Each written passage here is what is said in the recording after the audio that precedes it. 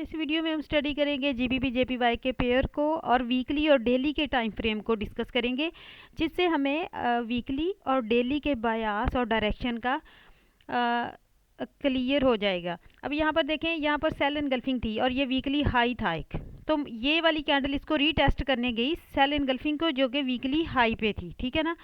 तो आपको पहले से अंदाज़ा होना चाहिए मार्केट में वीकली हाई पे क्या चीज़ है, कोई ऑर्डर ब्लॉक है। तो अब यहाँ पर सेल इनगल्फिंग थी, वीकली हाई था इस वीक।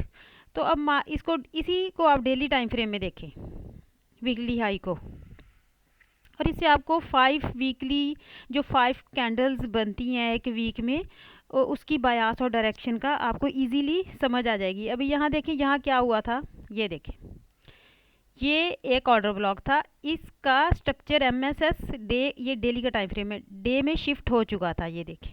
ठीक है। अब ये डे में स्ट्रक्चर शिफ्ट हो चुकी थी, एमएसएस हो चुका था, और ये देखें ये वाला क्या था, डेली का टाइम फ्रेम। इसमें स्ट्रक्चर किस तरफ शिफ्ट थी, एमएसएस किस तरफ था, स्ट्रक्चर किस तरफ, एमएसएस सेल की तरफ शिफ्ट था, ये देखें। और ये वाला एक जो बाइंग मूव ऑर्डर ब्लॉक था या ब्रेकर ब्लॉक। अब देखिए इस वीक क्या हुआ, ये देखिए, अगर डेली का टाइम फ्रेम देखें तो मार्केट की ऑलरेडी स्ट्रक्चर शिफ्ट थी सेल की तरफ, और ये लास्ट बाइंग मूव जो था ये एक ऑर्डर ब्लॉक और ब्रेकर ब्लॉक था। अब ये इसका सी डॉट ई था, इसका 50%, जिसे सी डॉट ई कहते हैं वीक को, ये वाला एरिया, ये 50% बड़ा इम्पोर्टेंट एरिया होता है वीक्स का या ऑर्डर ब्लॉक का, बॉडी का। अब यहाँ पर देखें मार्केट ने इस वीक 1 2 3 3 डेज मार्केट सेल रही है। तो मार्केट 3 डेज सेल क्यों रही है, क्योंकि अगर डेली का टाइम फ्रेम देखो, आप वीकली टाइम फ्रेम देखो, तो उसमें हाई भी एक सेल इनगल्फिंग थी, तो मार्केट उसको ऑर्डर ब्लॉक था, मार्केट उसे रीटेस्ट करने गई।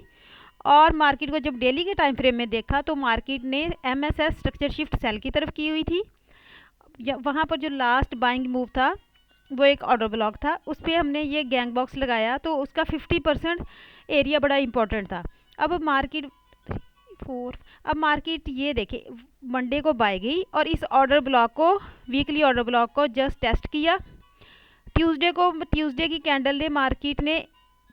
कैंडल ने उसकी लिक्विडिटी ली इस ऑर्डर ब्लॉक की, और इन साइड क्लोजिंग की, ये देखें सीआरटी बनाई, क्या बनाई, सीआरटी बनाई, डे में सीआरटी बनाई। आप देखें वीकली और डेली का ये ऑर्डर ब्लॉक था, ब्रेकर ब्लॉक था, स्ट्रक्चर ऑलरेडी सेल की तरफ शिफ्ट थी।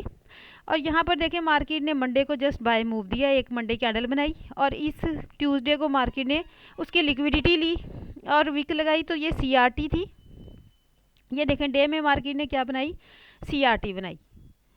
तो मार्केट फिर आप देखें 3 डेज सेल रही, तो मार्केट का बायास तो सेल था। ये देखें सीआरटी बनाई डे में, और ये वाली सीआरटी आपको ऐसी सीआरटी ट्रेड करनी होती है डे की, वीक की और F4H की, और 3 डेज मार्केट सेल रही है।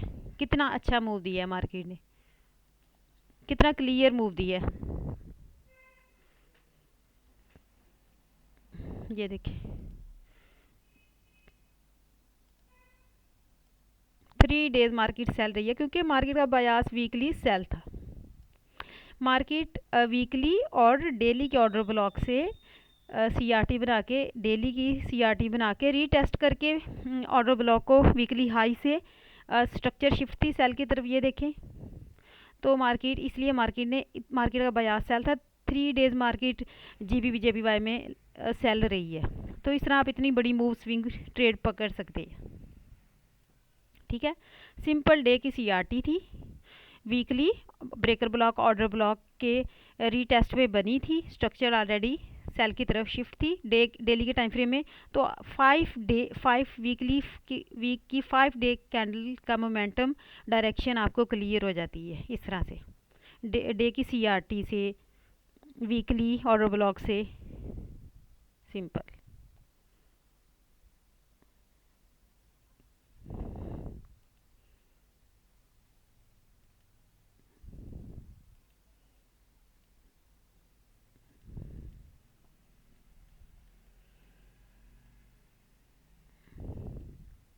मोस्टली मार्केट जब ब्रेकर ब्लॉक पे होती है या फिर ऑर्डर ब्लॉक पे रीटेस्ट करने आती है, पहले स्ट्रक्चर शिफ्ट करती है ये देखें, फिर जब वो उसे रीटेस्ट करने आती है मोस्टली वो सीआरटी बनाती है। 4H की सीआरटी बनेगी, H1 की सीआरटी बनेगी। उससे पहले आप ये देखें मार्केट की स्ट्रक्चर किस तरफ शिफ्ट है, ठीक है। फिर market breaker block order block के 50% पे सीआरटी बनाएगी 4H की। अब ये डे की सीआरटी बनाई है इसने रीटेस्ट पे ब्रेकर ब्लॉक ऑर्डर ब्लॉक, तो इसका 4 डेज मार्केट सेल ही रही है।